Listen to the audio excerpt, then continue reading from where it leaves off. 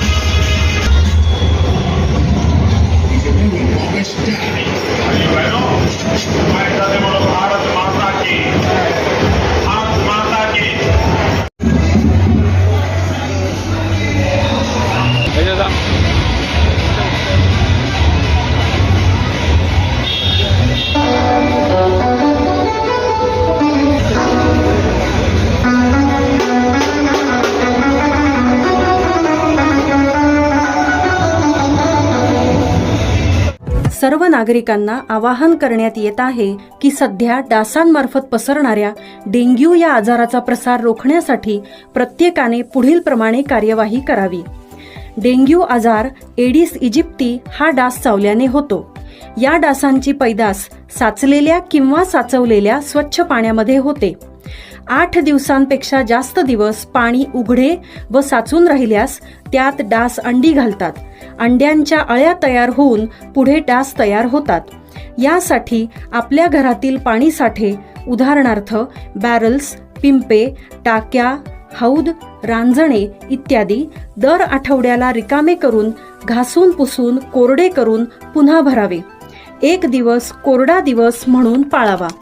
पाणी साठ्यांना घट्ट झाकणे बसवावीत किंवा जुनी साडी, चादर, धोतर यांनी बांधून झाकून ठेवावीत, म्हणजे डास त्यात जाऊन अंडी घालणार नाहीत। घराच्या गच्चीवर, आजूबाजूला, अंगणात कोठेही पाणी साचू देऊ नये। भंगार सामान उघड्यावर टाकू नये, उदाहरणार्थ टायर्स, प्लास्टिक सामान, कुंड्या, टाकाऊ वस्तू इत्यादी। अशा सामानात पावसाचे पाणी साठून त्यात डेंग्यूच्या डासांची पैदास होते। घरातील कूलर्स, फ्रीजच्या पाठीमागील ट्रे हे देखील वेळोवेळी कोरडे करावेत। लक्षात ठेवा, नुसत्या फवारणीने डास घनता कमी होत नाही, तर त्यासाठी डास पैदास ठिकाणे नष्ट करणे ही आपल्या सर्वांची जबाबदारी आहे। कोणताही ताप अंगावर न काढता जवळच्या शासकीय रुग्णालयात मोफत औषधोपचार घ्या। अशा प्रकारे नागरिकांनी सहकार्य केल्यास डेंग्यूचा प्रसार रोखणे सहज शक्य आहे। ठाण्यात चैत्र नवरात्र देवी विसर्जन सोहळा उत्साहात, मुख्यमंत्री सहकुटुंब मिरवणुकीत सहभागी। गुढीपाडव्यापासून सुरू झालेल्या चैत्र नवरात्र उत्सवाची सांगता रामनवमीच्या दिवशी झाल्यानंतर गुरुवारी देवीचे उत्साहात विसर्जन करण्यात आले। कोपरीतील श्री धर्मवीर आनंदिघे प्रतिष्ठानाच्या वतीने आयोजित केलेल्या या नवरात्र उत्सवातील देवीचे विसर्जन श्री अंबे मातेचा जयघोष करीत ढोल ताशाच्या गजरात भव्य शोभायात्रा काढून करण्यात आले। राज्याचे मुख्यमंत्री एकनाथ शिंदे सहकुटुंब या मिरवणुकीत सहभागी झाले होते। यावेळी मोठा जनसमुदाय आणि विशेषतः महिला वर्गाची उपस्थिती होती। ठाणे पूर्वेकडील कोपरी येथील संत तुकाराम महाराज मैदानात मुख्यमंत्री एकनाथ शिंदे यांच्या पुढाकाराने धर्मवीर श्री आनंदिघे प्रतिष्ठानाच्या वतीने श्री अंबे मा चैत्र नवरात्र उत्सवाचे आयोजन गेले 10 दिवस करण्यात आले होते। गुरुवारी सायंकाळी मुख्यमंत्री एकनाथ शिंदे यांच्या हस्ते वेदमंत्रांच्या घोषात पूजा अर्चा केल्यानंतर मुख्यमंत्र्यांनी नवकुंडात्मक सहस्त्रचंडी याग सभोवती 108 प्रदक्षिणा घातल्या। या प्रसंगी मुख्यमंत्र्यांच्या सौभाग्यवती लता शिंदे सुपुत्र खासदार डॉक्टर श्रीकांत शिंदे, स्नुषा वृषाली शिंदे, नातू रुद्रांश यांच्यासह अनेक मान्यवर तसेच भाविक मंडळी उपस्थित होते। देवीच्या महाआरतीनंतर विसर्जनाच्या मिरवणूक सोहळ्याला प्रारंभ झाला। मुख्यमंत्री एकनाथ शिंदे सहकुटुंब देवी रथ ओढत होते। यावेळी भाजपच्या ज्येष्ठ नेत्या वीणा भाटिया या देखील आवर्जून उपस्थित होत्या। ढोल ताशांच्या गजरात विविध कलाकृती साकारणाऱ्या पथकांसोबत श्री अंबे मातेचा गजर करत कोपरीतील भाजी मार्केट, बारा बंगला येथून नौपाडा, राममारुती रोड मार्गे मिरवणूक मार्गस्थ झाली। तेथून मध्यरात्री तळापाळी येथील मासुंदा तलावात देवीची आरती करून विधिवत विसर्जन करण्यात आले। तलावात 3 प्रदक्षिणा घालून विसर्जन सोहळा पार पडला। यावेळी भाविकांनी मोठ्या प्रमाणात गर्दी केली।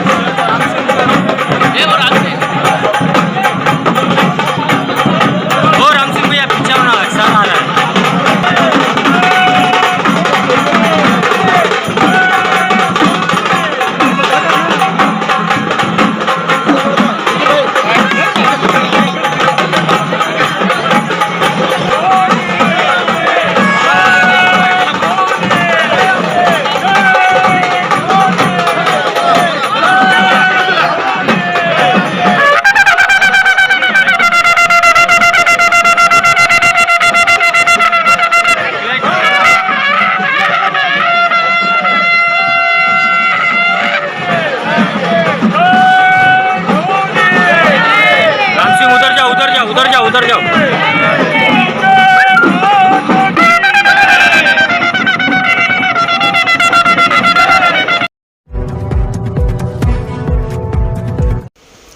उष्माघाताचा धोका वाढणार, सिव्हिल रुग्णालय झाले सावध।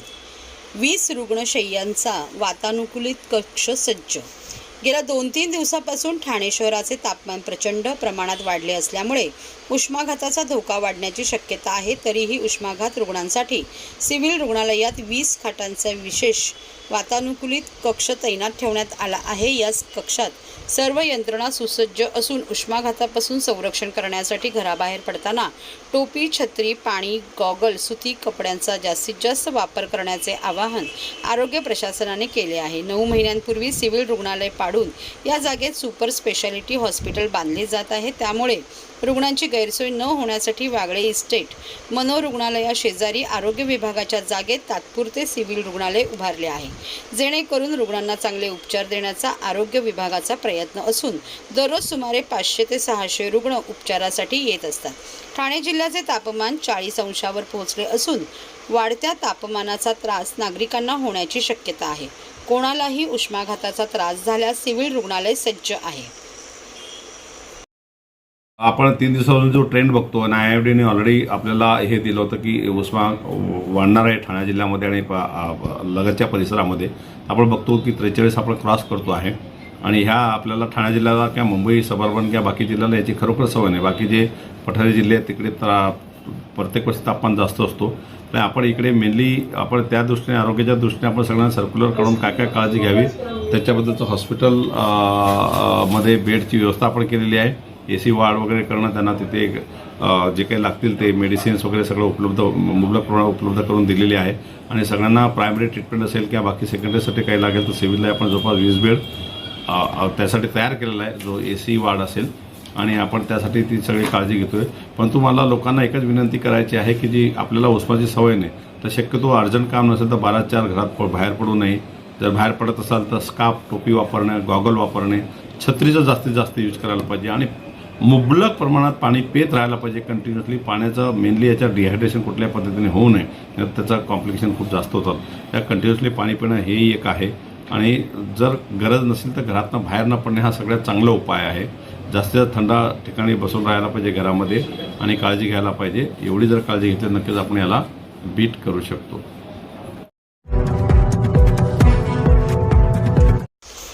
आनंद चॅरिटेबल ट्रस्टच्या चैत्र नवरात्र उत्सवाच्या देवीचे विसर्जन मिरवणूक संपन्न.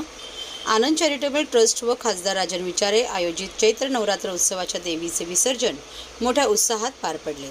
गुरुवारी 18 एप्रिल 2024 रोजी सायंकाळी 7 वाजता श्री छत्रपती शिवाजी महाराज मैदान, जांभळी नाका, ठाणे येथून देवीची विसर्जन मिरवणूक निघाली.